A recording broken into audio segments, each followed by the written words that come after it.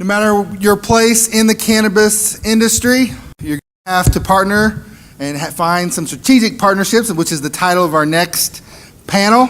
And I have the honor of introducing the moderator. I've known him for a long time. He's a long-time drug reform activist. We're both alums for the Student for Sensible Drug Policy, and he's in this for the right reasons. He was instrumental in helping legalize cannabis for all adults in Massachusetts, and he serves as principal of Forefront Advisors, which advises and consults with medical marijuana and marijuana companies in the United States. Please give a warm welcome for Mr. Kris Krane.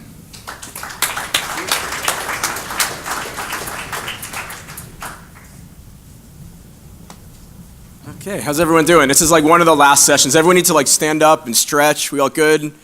Everyone all right? All right, there's some stretching, good. All right, excellent. Just want to make sure people are paying attention. Great, well thank you all for being here. Again, my name is Kris Krane. I'm the founder of and president of Forefront Ventures, which encompasses Forefront Advisors. So we operate dispensaries, operate and consult with dispensaries across the United States. And I'll introduce my panel here momentarily. Wanted to, because this is a late session, and I know folks are kind of tired, and we got to compete with 420, which is really unfair. So I want to run this as conversational as possible.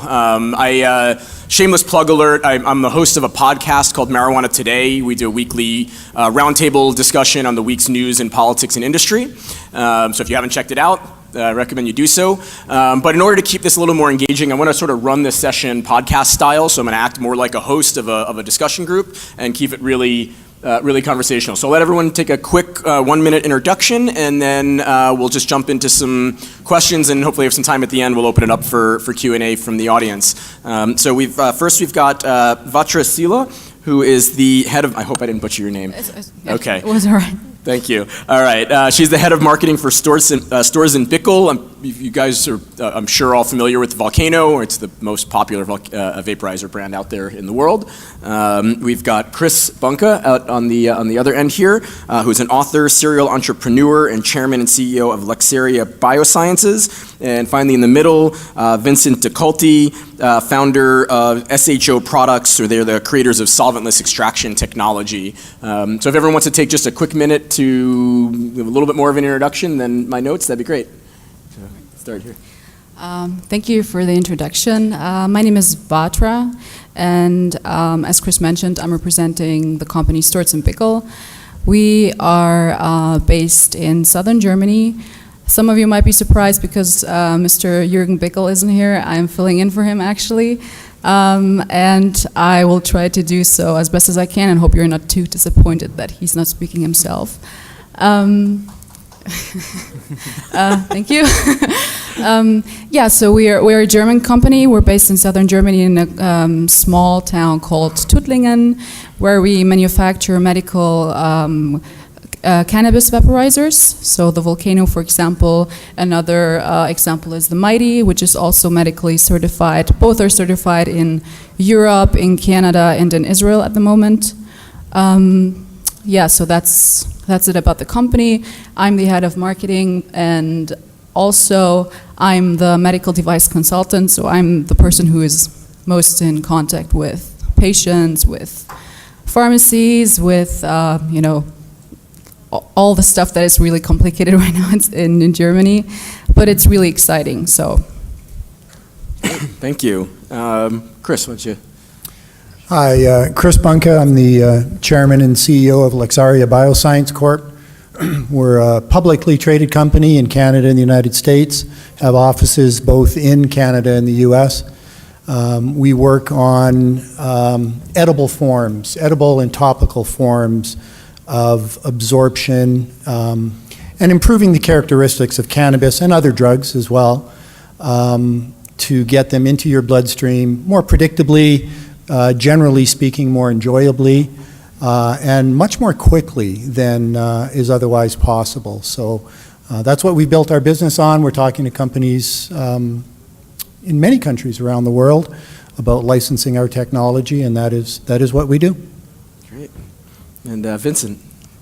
My name is Vincent DeColti, co-founder of SHO Products. We're based out of Los Angeles, California. We're most known for our rosin tech products line of products, but we also manufacture pollen masters, Electric Nail, Dab Nation is one of our brands also, and Show Industries. We like to say we're the world leader in solventless extraction equipment and supplies for the industry. That's basically the wrap on my business. Great. So we're here to talk about strategic partnerships.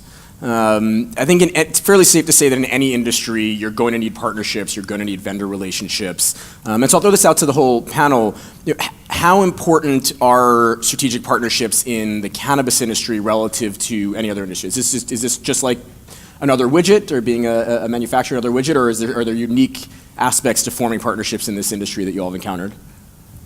I mean, I think in any industry, strategic partnerships are definitely vital, but now in the cannabis industry specifically, because of the rapid pace that we're moving at, if you try to go at this alone in any capacity, you're going to find it's very, very tough to keep up. It's tough to keep up as it is right now in this rapid worldwide industry that we're in.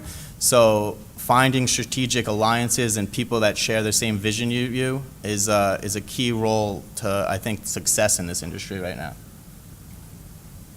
I totally agree, and as well because of the regulatory environment that's both newly emerging and shifting all over the place. So as I'm sure you're aware, in America, for example, every state has different rules and regulatory environment, which means that companies that are trying to operate in a national or a quasi-national format need to do so through strategic partners in other states.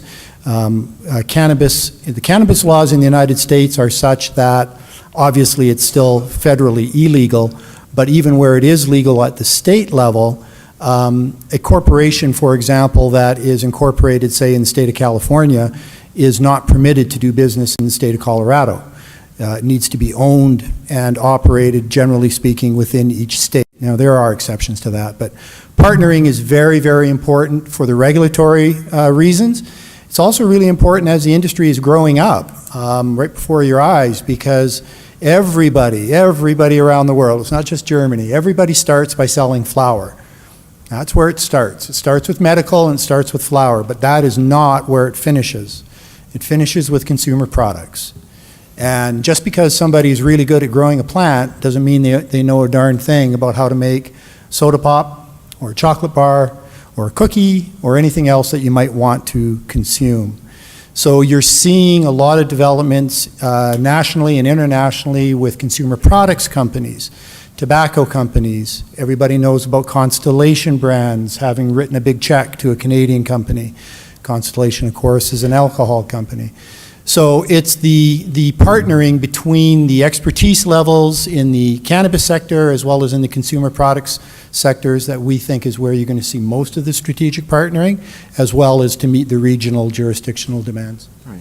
I mean, we talk about the cannabis industry as if it's an industry, but really it's farming, it's lab tech, right? It's extraction. There's all sorts of facets of it, and it's, you know, in the United States, at least in a number of states, we've required these businesses to become vertically integrated.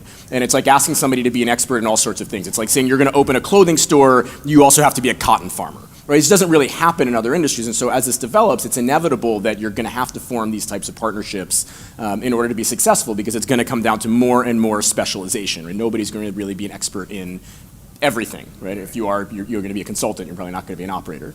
But you brought up a really good point about the need to partner in the United States, at least. Every state has very different laws, different regulations. It's hard to get licenses.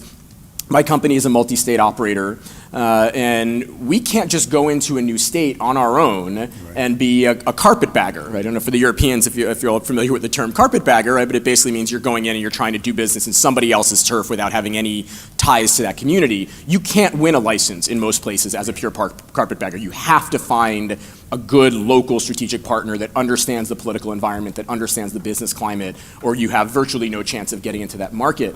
I'd be curious from the panel how you've seen that apply so far to Europe. Right? This is not a state-by-state market, but certainly these will be country-by-country markets. And what you think what your thoughts are for businesses that are looking to expand into Europe or start in Europe, and their ability to do so with or without really solid local partners in the country they're looking to work in. Well, good. Okay. Our company is ancillary, so it's a little different because we don't have to deal with the same legalities, but being ancillary, it's essential for us to partner with actual companies touching the cannabis product, because without the companies actually touching the cannabis products, we can't do any development or R&D or testing on our products. So to touch on how that's worked in the States and going into Europe is, I think it's pretty much impossible, like you said, even on the state level in the US to enter into these new markets on your own, but it's also even harder coming from the US trying to enter a European market because the culture is even more different, and there's definitely a bigger sense of nationalism here also. So coming in from the US to the European, I think a good piece of advice would be to find people that, once again, share your vision that you have from US or the markets you're in and follow them through to the European market. Yeah, I agree. So, of course, you cannot do that on your own. You have to find the matching partners, and I think that, I mean, most of us are here today to do so. So we're going into the markets. We're attending conferences like this and trade shows like this, where we find those people, you know, and where we can talk to each other. We can share our visions, as you said too. And so I think platforms like these enable us to do so, to find the people that we want to work with. So this particularly for Vatra and Vincent, you guys are both on the ancillary side of the, primarily on the ancillary side of the business. Do you think it's more or less important in terms of how you vet the folks you're going to work with? Like, you can have vendor relationships with folks who aren't necessarily a partner, but what are the downsides to choosing the wrong partners in the ancillary side of the business, and how much do you do in terms of vetting who you're going to do business with, sell your products to? Well, it's important to try to not commit yourself too early. You have to really, I mean, of course you can always make a mistake and choose the wrong partner. I think there you have to try to back out as soon as your gut tells you to. But in general, the advice here is to try to not, make contracts, really binding contracts that could ruin it for your company and make it very difficult to get out of a contract like this. So I can speak for ourselves, because we've been on the market for quite a while.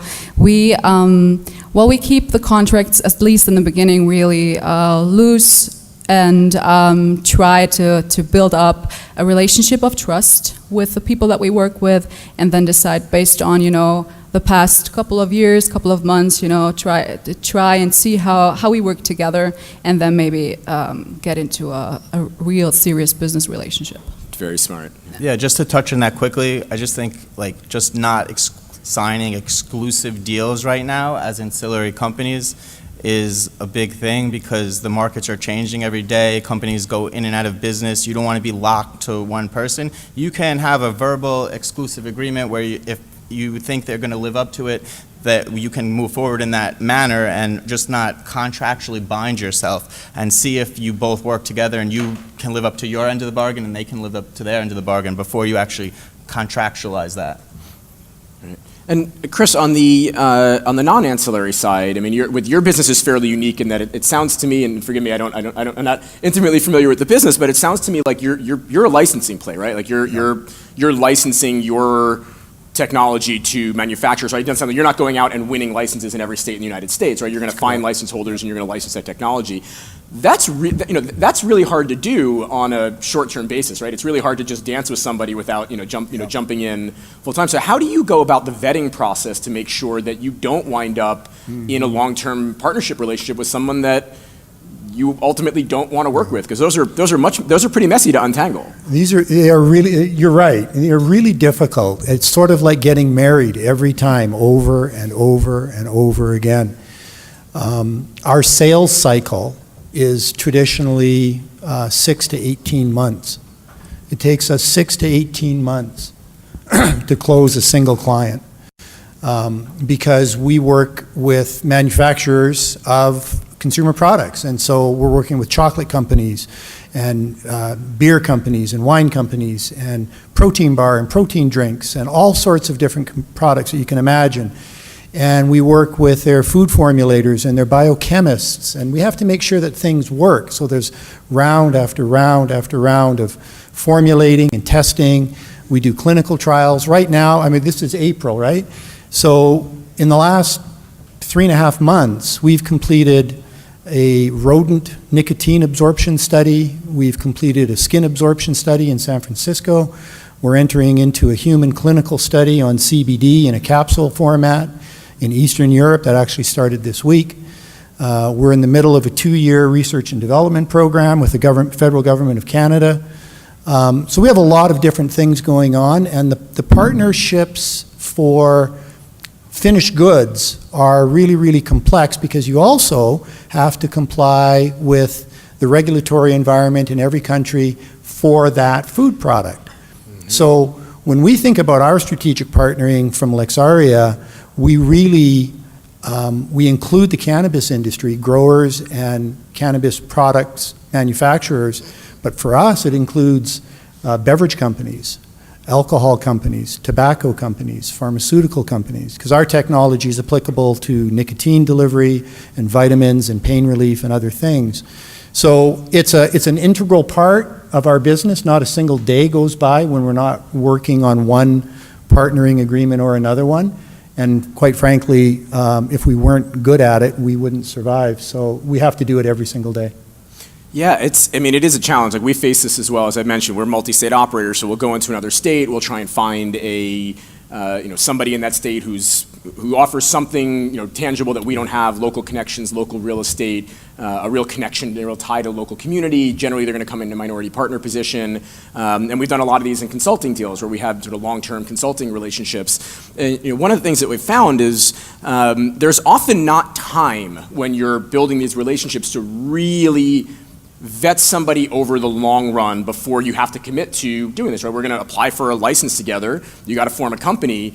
And, to analogize this to real life or the dating world, right? Like, generally, when you first start dating somebody, like, everything's great and rosy, right? They're perfect, everything's great about them, right? Like, everything seems wonderful. But you don't marry that person before you get in your first fight or your first argument, right? Because that's when people's true colors come out. And certainly in this world, we find once you start getting into the weeds on things, you start getting into the heat of an application process, which is really stressful, and people are operating on 3 to 4 hours of sleep a night. That's when you really see how it is to work with someone, and all of a sudden you find yourself in a situation where, like, wow, I got to work with this person for the next 10 years. Like, what did I just get myself into? Yep. So I guess this is sort of a lead-in for the whole panel. Is I'd be interested if you could give some, without throwing anyone under the bus or maybe giving names, if you could talk about some experiences that you've had of partnerships gone poorly, and what you've done to untangle those relationships with the least amount of stress and brain damage. Go ahead. My industry is kind of niche. I don't want to get into these stories, honestly. Come on now, that's a cop-out. You don't have to identify anyone. Yeah, well, we're a public company. There's no way I'm identifying anyone. I think I would just amalgamate a number of different experiences and characters so that it's easier to hide. But I'll give one example. So our technology works by enhancing the delivery of an API, an active pharmaceutical ingredient, so that can be THC. That's an API to us. Enhancing the delivery and getting that molecule into your bloodstream. At the end of the day, if it doesn't get into your bloodstream, it's not going to do any good. That's what we do.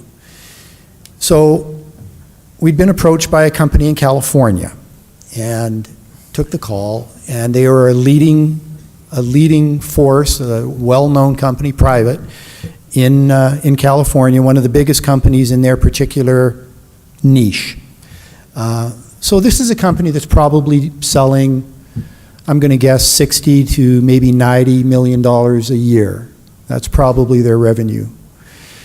And our president, John, he flies down, starts to go to work in their factory, working on formulations. And second day, the president of the company comes in and he's trying to get an idea exactly what we're doing, and we're showing how to improve the delivery of the THC through their product. And we're going through the whole process, and John says to him, well, this is how you're going to deliver about 3 times more THC than through the process you've been using. And that's a lot, right? That's a big difference. So instead of delivering maybe 10 milligrams of THC, your customer is actually going to experience the equivalent of 30. It's a big difference. So the question from the president of this other company to us was, he looks kind of worried and he says, well, that's all well and good, but if you're enhancing the absorption of the THC, are you also enhancing the absorption of the pesticides? And, you know, we had to stop for a second. And we kind of looked at each other like, well, how do you answer that? Yeah, right. Right? Because the answer is, well, if there's any pesticides in your product, you're breaking the law, as well as you're a real asshole if you know that it's there and you're delivering that to your customers.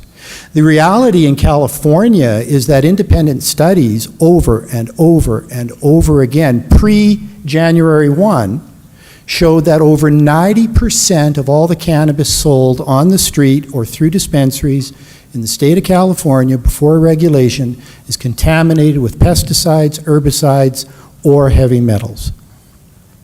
So, you know, there is a very genuine question coming from somebody who could be an industrial partner to us, worrying that he's going to poison his consumers more than he's already poisoning them. So we said thank you very much and goodbye, and you know, that was the end of that relationship. So it's just an example of where it can go. I mean, it can be really uncomfortable really, really quickly. I have a story for you. Great, all right. The moral of the story is, as you're starting out, don't get bullied by bigger companies. Great point. Some companies out there will know that you're starting out, and some people out there are willing to take advantage of those type of situations. In our position, me and my co-founder, Sam, my partner, we were starting out. We were about a year and a half into business, and we're at the point, if we're going to raise capital, if we're going to take on more partners, if we want to do a buyout. We're an ancillary company. We had positive revenue, positive cash flow, and we were profitable. So we were attractive to people investing in the cannabis industry, especially because people didn't want to necessarily touch the plant or not. So we were approached with a certain deal by a very well-known company in the industry, and that's all I'll say. And they wanted to buy us out, and they wanted to add a product division to their already existing company. And we were really excited about it. Why wouldn't you be? They're a really well-known company. We want to do it. But then when you sit down at a table and the deal you're presented, and then you get back to your lawyers, and the deal that's in the contract is a totally different deal. So what that happened, I didn't even respond. We were done with the deal. You don't sit and, like, if someone's gonna lie to your face like that, and then it's one thing if the wording's a little different because the lawyers got involved, but if it's a completely different deal, I would just walk away at that point. Yeah, I mean, it's a great point. Be really careful when signing contracts, particularly if you're newer and you're starting out and you're dealing with folks or companies that are a lot more established. We've seen a lot of entrepreneurs, small business owners get just badly screwed over because they didn't really understand the contracts. Use a good contractual attorney.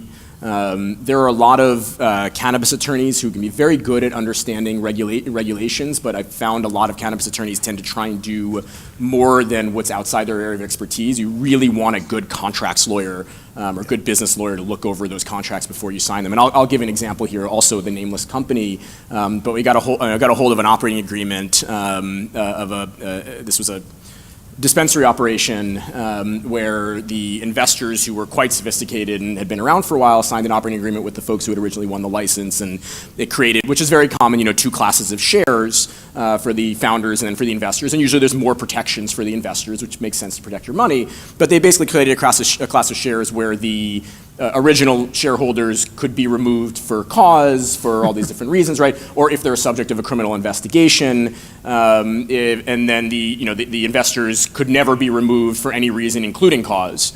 And then later on, we've seen, and this is a game you see some folks play, where then they will start a criminal investigation against their partners, against some, for some allegation, and use that as an opportunity to remove them from the company and take the whole company, right? This is just one example, but we've seen a lot of these types of games, particularly from some of the less ethical Wall Street veterans who think that they can use their money to basically take what they want rather than forming a strategic partnership. I don't know if this is something you guys have encountered, but I think I think this is something that folks need to be really wary of, when dealing with big money players, particularly those who are new to the industry.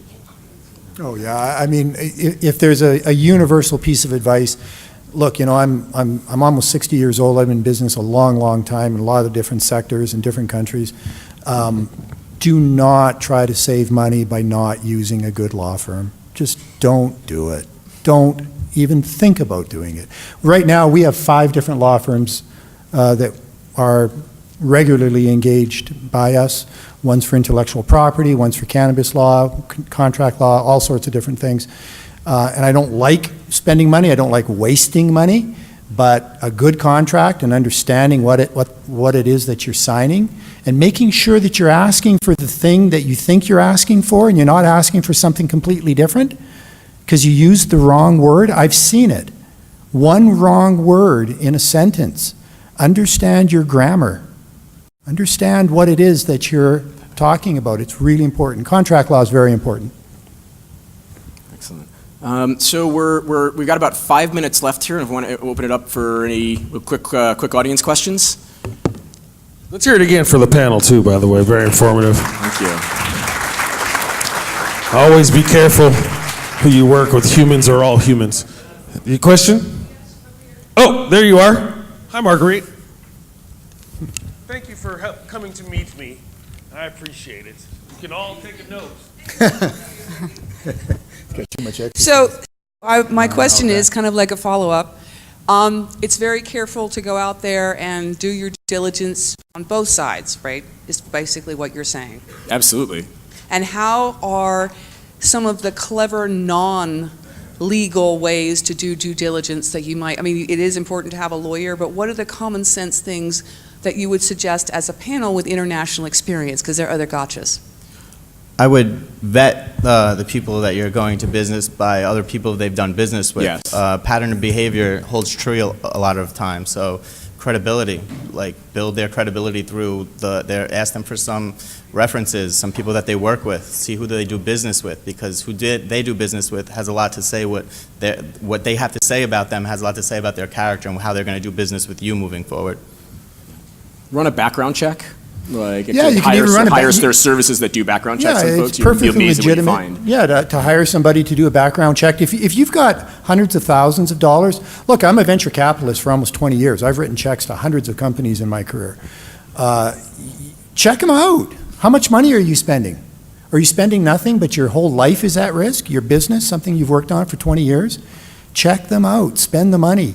Talk to their customers. Talk to their customers and find out what they like and what they hate.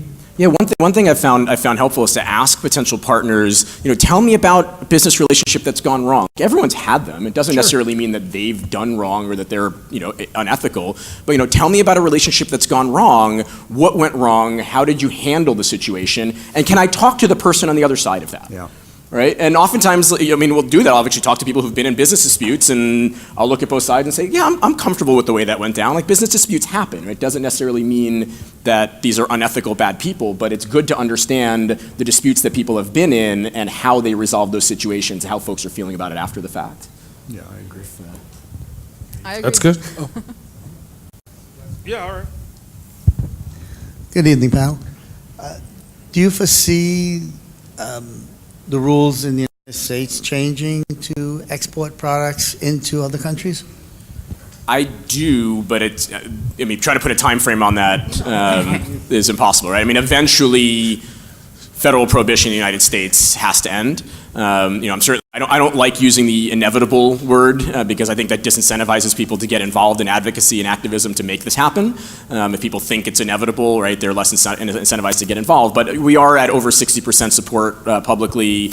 This is legal now in a lot of swing states in the United States. It's going to be much more difficult for presidential candidates moving forward to toe the line on legalization. So I think we're eventually going to get there. And when that happens, the U.S. eventually does, I think, open up for export. The question is whether, in my mind, really, is whether the United States is going to be the most efficient place to produce low-cost products, or whether that's going to start moving to producer countries with much lower cost of production.